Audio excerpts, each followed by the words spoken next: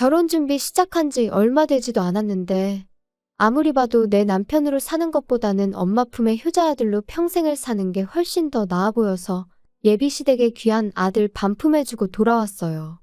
저런 사람이 내 시어머니가 된다는 생각만 하면 소름이 다 돋을 정도였는데 중간 역할은커녕 엄마 말에 거역 못하고 엄마 말만 철썩 믿고 따르는 남자친구 보니 결정을 내리는 게 어렵지는 않았습니다.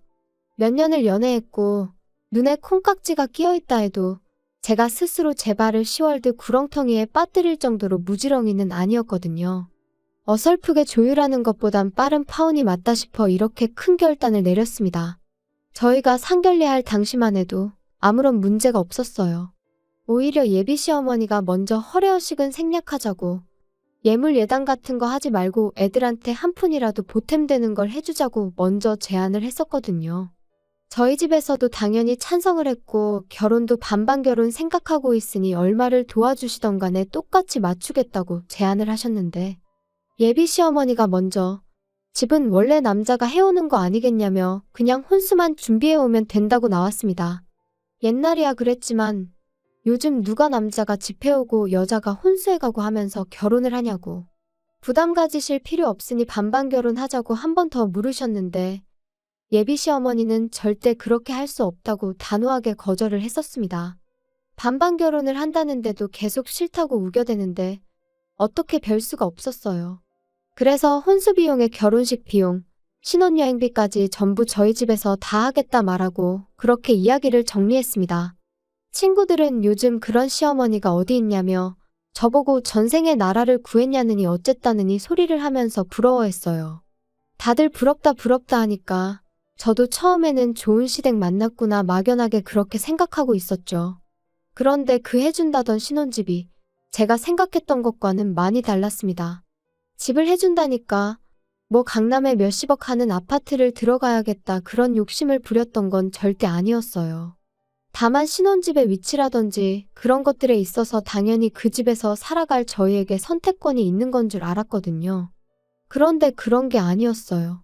집은 이미 상견례, 아니 저랑 남자친구 결혼 이야기 처음 오가기 시작했을 때부터 구해져 있던 거나 마찬가지인 상황이었죠. 집을 해준다고 했지만 애초에 매매로 집을 해주는 게 아니었습니다. 전세로 들어가는 거였고 집주인은 다른 사람이 아닌 예비 시어머니의 친언니, 그러니까 예비 시이모님이었습니다. 남자친구네 이모가 누군가에게 전세를 주고 있던 집이었는데 그쪽 지역이 재개발 호재가 생기면서 전세 가격이 많이 올랐다고 하더라고요. 그런데 그 집에 먼저 살고 계시던 분이 오를 만큼 오른 전세금을 감당하지 못해 재계약을 못하고 나가게 되었는데 예비 시이모라는 그분이 욕심을 부렸는지 그 사람이 나간 뒤로 계속 빈집으로 놀리고 있었다고 하더라고요. 그런데 마침 저희 결혼 이야기가 오가기 시작했던 거고 예비 시어머니가 그 집에 전세를 얻어 저희 신혼집을 해주겠다는 소리였던 거예요. 애초에 반반 결혼이 성립이 안 되었던 건 전세금을 예비 시어머니가 해주는 거긴 하지만 결과적으로는 돌려받아갈 돈이니 저희한테 땡전 한 푼 안 도와주는 거나 마찬가지였던 거죠. 그래도 집을 싸게 얻는 게 어디냐 하고 집 구경을 갔는데 집의 상태가 아주 처참했습니다. 집이 좋아서 살기 좋은 동네라서 집값이 오른 게 아니고 그냥 동네가 싸그리 환골탈퇴한다는 재개발 호재 때문에 집값이 올랐던 그저 썩어빠진 오래된 아파트였었어요. 제 생각엔 재개발까지 본인들은 살기 싫고 당장 재개발은 소식만 있을 뿐 언제인지 감도 못 잡겠고 그런데 집을 빈집으로 놀리자니 아까운 와중에 때마침 저희가 결혼한다고 하니 그 집에 세를 얻어준 걸로밖에 받아들여지지가 않았습니다. 크기도 끼케야 14평 정도 돼 보이고 얼마나 오래된 아파트인지 엘리베이터도 없는 그런 아파트였어요. 단 한 가지 마음에 들었던 건 회사 출퇴근하는 버스가 집 앞으로 다닌다는 사실이었죠. 출근하는 것만큼은 편하겠더라고요. 그래도 당장 큰돈 아끼는 게 어디냐. 집에 들어가는 돈 신경 안 쓰고 살아도 되게 된 만큼 열심히 모아서 좋은 집으로 이사 나가자 그런 생각이었죠. 저희 부모님이 저희 신혼집이라고 사진 찍어 놓은 거 몇 개 보여드렸더니 완전 사기당한 기분이라고 하시더라고요. 반반하자는데 한사코 거절했던 게 저런 꿍꿍이가 있었던 거였냐고요. 그때만 해도 저는 저희 부모님을 설득했어요. 좋은 점만 보자고요. 집도 오래되고 평수도 작으니까 혼수도 대충 가성비 제품으로 채워놓고 이사 갈 때 새로 구하면 되는 거 아니겠냐고요. 어쨌든 덕분에 한동안 내야 할 대출이자 아꼈다고 치면 반반 결혼하는 거나 마찬가지 아니겠냐고 그렇게 부모님을 설득했어요. 그런데 하루는 남자친구가 저한테 종이 한 장을 건네주더라고요. 이게 뭐냐고 물었더니 남자친구도 자기도 자세히 안 봐서 잘 모르겠는데 엄마가 혼수리스트라고 적어준 거라고 하더군요. 남자친구 보내고 나서 집에 돌아와 그때가 돼서야 적어준 혼수리스트를 체크해봤습니다. 그런데 적혀있는 혼수리스트가 아주 가관이더군요. 일단 브랜드가 전부 국내 굴지의 대기업 제품들밖에 없었어요. 모델명에 색깔까지 자세하게도 적어줬는데 인터넷 찾아봤더니 심지어 두 브랜드에서도 제일 비싼 최고급 라인의 제품들이더군요. 조금 어이가 없었어요. 집은 언제부터 관리를 안 했던 건지 벽지도 다 누렇게 떠있고 바닥 장판도 여기저기 찢어진 곳 투성이에 심지어 요즘은 보기도 힘들다는 그 전통 한지 모양 장판이었거든요. 보아하니 리모델링을 해줄 리는 만무했고 저희 돈으로 대충 도배랑 장판만 할 계획이었는데 아무리 도배 장판을 새로 한다고 해도 샤시도 오래된 알루미늄제 샤시인데 그런 집에 가정가구만 최고급 최신형을 써야 할 이유가 하나도 없잖아요? 가정가구가 최고급 최신형이라고 썩은 집이 좋은 집이 되는 건 아니니까요. 어차피 열심히 모아서 이사갈 계획이 있긴 했지만 그때 가서 좋은 가전 좋은 가구 맞춰서 놓고 싶지 미리 사둔다고 생각하는 건 방법 축에도 들지 못했죠. 그때 가면 또 그때 돼서 최신형 최고급 제품이 따로 있을 텐데 미리부터 사서 썩은 집에 가정가구 모셔두는 게 무슨 의미가 있었겠나요? 끝까지 읽어보니 별게 다 들어가 있더라고요. 하도 오래된 구축이라 방음은 잘 되게 하겠다만 14평 집에 75인치짜리 TV는 왜 필요하고 홈시어터랑 안마의자는 또 왜 필요한지 싶었습니다. 애초에 저희가 TV를 그렇게 챙겨보는 스타일도 아니고 안마의자도 있으면야 편하긴 하겠지만 솔직히 저희 나이에 안마의자가 벌써부터 필요한가 싶기도 하고 거실이라고 저희 둘바닥에 누우면 꽉 차는 느낌인데 거기에 그런 초대형 TV에 음향 시스템까지 갖춰놓고 안마의자까지 놓는 생각을 하니 들어는 갈란지 발 디딜 틈이라도 있을런지 감도 안 잡히더군요. 방이 2개이긴 했는데 워낙에 좁은 평수였다 보니 거실이 더 좁아지는 구조였거든요. 애초에 그 커다란 TV가 아파트 중앙현관을 지나서 저희 집에 들어가기나 할까 싶더라고요. 아무리 봐도 이해가 안 돼서 일단 남자친구한테 먼저 전화를 했죠. 어머님이 적어준 혼수리스트 봤냐고 물었더니 엄마가 적어준 거고 자기는 안 봤다고 대답하더라고요. 그래서 제가 사진 찍어서 보내줄 테니 한번 봐보라고 했습니다. 그런데 남자친구는 우리 엄마가 적어서 보내준 건데 어련히 알아서 잘하지 않았겠냐며 피곤하다고 그냥 전화를 끊어버리더라고요. 지네 엄마가 결혼하는 것도 아니고 지가 결혼하는 건데 어떻게 저렇게 무관심할 수가 있나 싶었고 어이가 없었죠. 하지만 차라리 이게 낫겠다 싶었어요. 괜히 중간에 남자친구 껴서 예비 시어머니랑 의견 조율하는 것보다 제가 직접 전화해서 이야기하는 게 훨씬 좋겠다 싶었으니 말이죠. 그때가 이미 저녁 늦은 시간이었어서 생각난 김에 바로 전화하고 싶었지만 매너가 아닌 것 같아 다음 날까지 기다렸다 회사 점심시간 활용해서 예비 시어머니한테 전화를 걸었습니다. 그런데 전화는 안 받고 톡으로 왜 전화했냐는 답장이 오더라고요. 예비 시어머니가 전화 받기 조금 난감한 상황인가 싶어서 그냥 저도 기다릴 것 없이 톡으로 물어봤어요. 혼수 리스트 적어준 거 보니 이해가 안 되는 점이 많아서 연락드린다고요. 일단 그런 최신형 대형 가정가구를 넣기엔 집이 많이 좁은 편인 것 같다고요. 그런데 예비 시어머니는 요즘 혼수해오면 다들 기본적으로 그 정도는 해온다던데 그런 것도 모르냐며 오히려 역으로 저한테 물어보더라고요. 저는 그저 혼수는 집에 맞게 무리하지 않는 편에서 제가 알아서 정하고 싶다고 그래서 물어본 거라고 대답했는데 예비 시어머니는 얼마짜리 집을 해주는데 그까짓 혼수 얼마나 된다고 그것도 못 해오겠다고 이러느냐고 말하더군요. 제가 못 해가겠다고 하는 소리가 아니라 집에 안 어울려서 그러는 거라고 다시 설명을 했지만 남들 다 해가는 만큼만 적은 거니 앓는 소리 하지 말고 하나도 빠짐없이 다 하라고 하더라고요. 그 이후에는 톡을 보내도 읽고 무시하는 식이었어요. 곰곰이 생각해봐도 이건 아니다 싶더라고요. 솔직히 막말로 집도 말이 해준다는 거지. 남의 집 빌려다가 당분간 저희들 살게 해주는 거잖아요.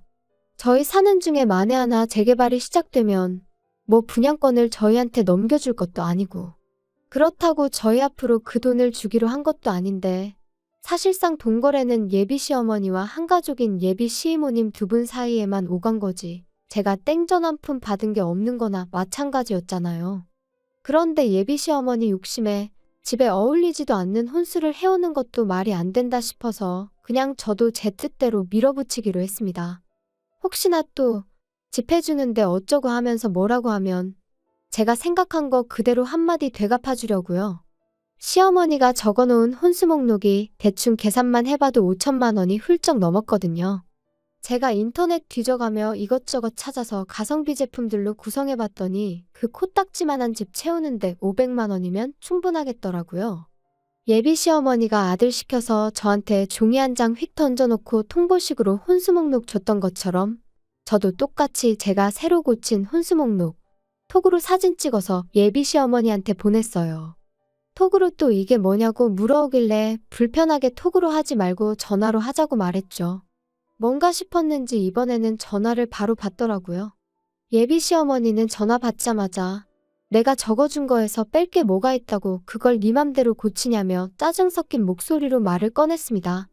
제가 보니 빼고 고치고 할 게 한두 가지가 아니라서 다 고쳤다고 이유도 다 설명드리겠다고 말씀드렸죠. 짜증난 시어머니 말투 뒤로 하고 제 할 말을 시작했어요. 방이 2개라고 에어컨 방마다 설치할 수 없으니 하나 빼는 거다. 건조기가 있으면 저희가 편하겠지만 안타깝게도 베란다가 너무 작게 나와서 설치조차 불가능하다더라. 그리고 저희들 맞벌이 하는 데다가 집에서 많이 먹어봐야 저녁 한 끼 먹는 게 고작인데 설거지할 게 얼마나 나온다고 식기세척기를 놓냐. 그래서 그것도 빼버렸다. 같은 이유로 양문형 냉장고도 필요 없다고.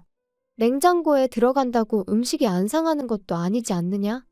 괜히 큰 냉장고 때문에 안 그래도 좁아 터진 집 더 좁아 보이고 전기세만 더 많이 나온다고. 그냥 적당한 크기의 냉장고로 바꾸겠다 했죠. 이런 식으로 하나하나 조목조목 이유를 대가며 바꾸는 이유랑 아예 목록에서 제외해버린 이유를 설명하니 예비 시어머니가 아주 잘났다고 벌써부터 돈을 이렇게 아끼는 걸 보니 조만간 부자 되겠다며 빈정거리는 말투로 말을 하더라고요. 하지만 그게 끝이 아니었죠. 아직 대망의 TV랑 홈시어터, 안마의자랑 고급 소파까지 거실에 들어갈 가전가구들은 시작도 안 꺼냈거든요. 솔직히 이 부분이 제일 거액이었다 보니 꼭 짚고 넘어갈 생각이었어요. 예비 시어머니한테 단도직입적으로 거실에는 테이블 하나랑 좌식의자 2개 정도 놓고 아무것도 놓을 생각 없다고 했습니다. 좁아 터진 집 넓어 보이려면 아무것도 없는 게 최고인 거 모르시냐고. 그리고 집에서 TV 볼 일도 거의 없는데 무슨 TV냐. 그냥 거실에서는 차나 가끔 마시고 휴식하고 싶을 때 쉬는 공간으로 쓸 계획이니 그런 고급 가전제품들은 하나도 필요 없다고 딱 잘라서 말했죠. 예비 시어머니는 TV도 없이 세상 돌아가는 소식은 어떻게 알고 살 거냐고 집에 TV를 안 놓을 생각을 하냐며 뭐라고 하길래 요즘 그런 건 TV 없어도 다 폰으로 보고 컴퓨터로도 볼 수 있는 거 모르시냐 했죠. TV 틀어봐야 재방송밖에 안 해주는 것 같은데 잘 보지도 않는 거 매달 요금 내고 그런 거 신경 쓸 바에 아예 TV 없이 지내보겠다고 말했습니다. 그랬더니 예비 시어머니가 그럼 안마의자랑 TV 그런 것들은 당신 집에 놓을 테니 생략하지 말고 당신 집에 가져다 놓으라고 하더군요. 그래서 제가 지금 무슨 소리를 하시는 거냐 했습니다. 혼수 이야기 하고 있는데 왜 신혼집 가전가구를 어머님 댁에 놓으라고 하냐고 되물었죠. 그랬더니 예비 시모가 생각해보라며 그래도 내가 집까지 해주는데 뭐라도 하나는 받아야 면이 좀 서지 않겠냐고 하는 거예요. 아니, 상견례할 적엔 예물 예당 같은 허례허식은 생략하자고 하신 분이 이번엔 대놓고 시댁에 최신형 가전가구를 놓아달라고 요구하고 있으니 어이가 없었죠. 심지어 그것들만 해도 거의 2천만 원이 넘는 고가의 제품들이었거든요. 예비 시어머니는 계속해서 허례허식이 아니라 집 해주는데 혼수 고작 그거 해오면 수지타산이 안 맞지 않느냐며 계속해서 바꿔달라고 요구를 해오더군요. 아무리 생각해도 이건 아니다 싶었고 더 말해봐야 말도 통하지 않겠다 싶어서 그럼 한번 생각해본다 말하고 다시 연락드리겠다 한 뒤 전화 끊어버렸습니다. 그렇게 전화 끊고 나니 정말 말 그대로 현타가 오더라고요. 막상 저랑 결혼한다는 남자친구는 엄마가 혼수로 얼마나 말도 안 되는 걸 요구하고 있는지에 대해서는 관심도 없지 싶었고 시어머니 될 사람은 제가 악착같이 돈 안 쓰려고 기싸움하는 것 같으니 뭐라도 뜯어내려고 하는 심보인 것 같았고요. 그러다 보니 아무리 생각해도 이건 좀 아니다 싶어서 그날은 퇴근하고 자취방이 아니라 부모님 집으로 돌아갔어요. 그리고 부모님한테 이 상황을 말씀드렸죠. 14평짜리 집에 꽉꽉 채워 집어넣을 최신형 대형가전부터 가구들까지 목록 적어놓은 것도 보여드렸어요. 어머니도 기가 찼는지 어이없다는 표정을 지으시더라고요. 당장 남자친구한테 전화해서 그냥 결혼은 양가 도움을 받지 말던가 반반 똑같이 지원받아서 하는 걸로 하자고 말하라시더라고요. 그래서 남자친구한테 바로 전화를 했어요. 지금 상황을 충분히 이해가 되도록 설명을 해줬는데 남자친구는 그런 건 생각도 안 하고 바로 짜증부터 내더라고요. 애초에 그럴 거면 해온다고 하질 말았어야지 않는 거 아니냐고요. 그러면서 또 한다는 소리가 엄마랑 이야기해보고 연락 줄 테니까 그렇게 알라고 하는 겁니다. 예비 시어머니만의 문제였다면 저희 부모님이 어떻게든 조율해보려고 도와주셨을 텐데 가만 보니 이건 비단 예비 시모 혼자만의 문제가 아니라 그 아들인 남자친구한테도 문제가 있다는 걸 알게 되었습니다. 저희 부모님도 그 상황을 두 눈으로 목격하시니 엄청 열받아 하셨어요. 어머니가 저한테 예비사돈한테 남자친구가 전화 걸어서 통화 못하기 전에 곧바로 전화 좀 걸어보라고 하더라고요. 남자친구가 예비시어머니한테 전화 거는 걸 미뤘던 건지 예비시어머니가 바로 전화를 받았어요. 바로 전화 받으실 분이 아닌데 생각해보니 제가 시댁가전 바꿔주는 걸 생각해보겠다고 말하고 전화를 끊었었다는 게 생각이 딱 나더라고요. 예비시어머니가 전화를 받는 걸 확인하자마자 저희 어머니께서 핸드폰 바로 뺏어다가 한마디 하셨어요. 이런 식으로 나올 거면 그냥 반반 결혼시키자고요. 예비 시어머니는 어떤 상황인지 곧바로 눈치를 챘던 건지 거기서 오히려 큰 소리를 치더군요. 아니, 그럼 애초부터 해온다는 소리를 하지 말았어야 했던 거 아니냐? 그리고 한쪽에서 집해오면 반대쪽에서는 원하는 대로 혼수해오는 게 당연한 거 아니냐고 하는 겁니다. 그 말 듣자마자 저희 어머니가 다시 전화에다 대고 한 소리 하셨어요. 내가 단칸방 들어가서 월세 사는 한이 있더라도 지금 사는 집 저희 신혼집으로 쓰게 내주겠다고요. 집은 내가 해올 테니 예비사돈이 혼수를 해오는 걸로 하셔라 했습니다. 다 쓰러져가는 14평 쓰레기 아파트 가지고 혼수 5천만 원치 받으려고 했나 본데 우리 집은 당신 언니가 가지고 있다는 그 잘난 집보다 평수도 크고 집값도 훨씬 더 받는 거 알고 계시냐고. 그러니 우리 집 신혼집으로 내주면 아주 리모델링부터 시작해 가정가구에 자동차까지 싹 다 받아내야겠다 했습니다. 집해오면 원하는 대로 혼수해주는 게 당연한 거라고 하셨지 않냐고. 어디 한번 얼마나 해오는지 한번 두고 봐야겠다고 으름장을 놓으셨죠. 그랬더니 이게 지금 경우없게 뭐하는 짓이냐고 따지더군요. 예의라고는 눈꼽만치도 없는 행동인 거 알고 그러는 거냐며 큰 소리를 치길래 제가 어머니한테서 전화기를 뺏어다가 예비시모한테 한마디 해줬습니다. 당신네들이 했던 거 그대로 똑같이 하는 건데 경우 없고 예의 없다고 하는 걸 보니 아줌마가 아들 결혼을 빌미로 얼마나 개수작을 부리고 있는지는 알고 있는 것 같아서 다행이라고요. 제 말을 듣고는 언성을 높이며 너는 시어머니가 아주 우습게 보이냐고 아주 시집 오면 버르장머리를 개조해줘야겠다고 겁을 주더라고요. 그래서 저도 한마디 해줬습니다. 아줌마 정신 차리라고요. 아직도 내가 결혼하고 싶어서 이러는 건 줄 아냐고 파혼하자고 하는 소린데 눈치 좀 챙기라고 한마디 해줬어요. 예비 시어머니가 저보고 말 다 했냐 그러길래 뭐 더 듣고 싶은 말 있으시냐고 한 번 더 듣고 싶으면 말만 하라고 했어요. 몇 번이고 더 해줄 수 있다고 말이죠. 그렇게 파혼하고 나니까 여태까지 결혼에 관심도 없어 보이고 엄마 말 거역하지 말라던 남자친구가 찾아와서는 한 번만 기회를 달라고 제 앞에 싹싹 빌더라고요. 그런데 그 모습이 전혀 신뢰가 가지 않았어요. 엄마한테 무슨 말이라도 듣고 찾아온 건 아닌가 싶더라니까요. 이모네 집 세입자 못 구할 것 같아서 저러나 혼수로 뭐 팁이라도 하나 바꾸는 걸로 줄여보겠다 하려나 싶었어요. 그때 딱 느꼈죠. 결혼을 하겠다고 정하긴 했지만 이 사람이 없으면 못 살겠다 싶을 만큼 깊이 사랑했던 건 아니란 걸요.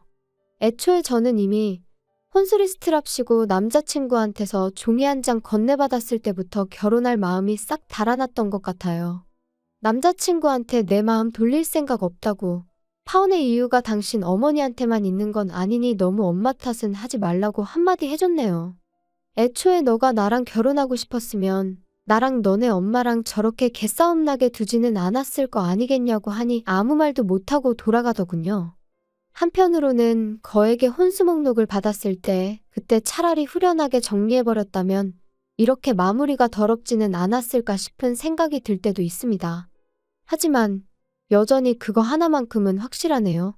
꼴 같지 않은 집구석에 주제 파악시켜주고 내 하고 싶은 말 속 시원하게 다 내뱉어낸 거, 그 덕에 제 속은 후련해졌고 아무 미련 없이 끝낼 수 있었다는 거 말이에요.